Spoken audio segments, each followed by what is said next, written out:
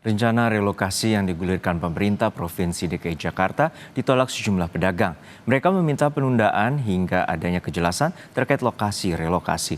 Berikut liputan selengkapnya bersama jurnalis Kompas TV, Benediktus Aditya, dan juru kamera Febri James yang telah direkam sebelumnya.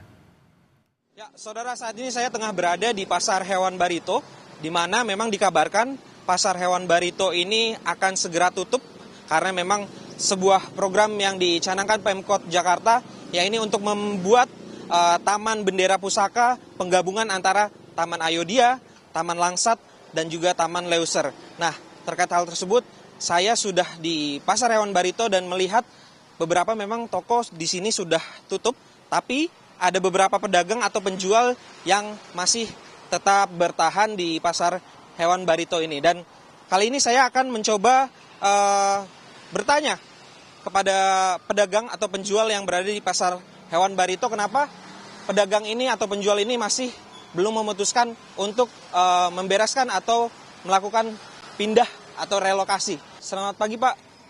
Izin ganggunya sebentar, mengganggu.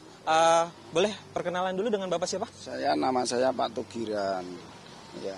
Pak Tugiran, saya mau tanya, ini kan sebenarnya para pedagang ini sudah diimbau untuk dipindah begitu ya Pak.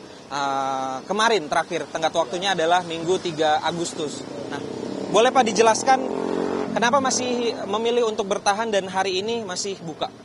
Yang pertama ya Mas, saya mendukung pemerintah yang mau membangun yaitu Taman Bendera Pusaka. Yang kedua, itu kalau Barito mau direlokasi, itu minta tolong tempat relokasinya itu udah disiapin yang layak untuk dagangan kita, dan jalurnya pun harus yang layak.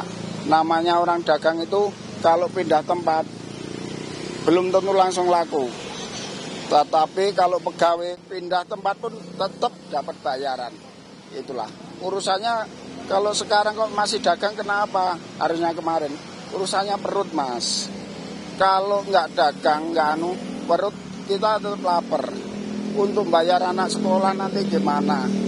Soalnya nggak ada kompensasi. Seandainya kita itu nggak dagang, nggak ada kompensasi buat ngurus biaya-biaya ini, nggak ada. Dia tetap dagang. Bener, Mas. Saya minta tolong sama pemerintah.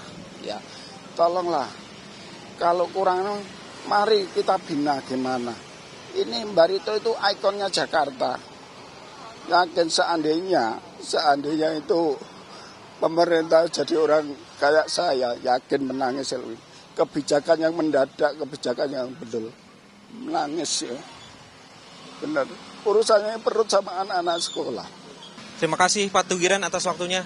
Silakan melanjutkan aktivitasnya. Semoga ada jalan keluar dari permasalahan ini.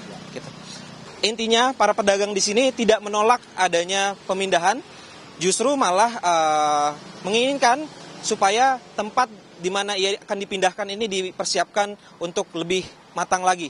Benediktus Aditya, Febri James, Kompas TV, Jakarta.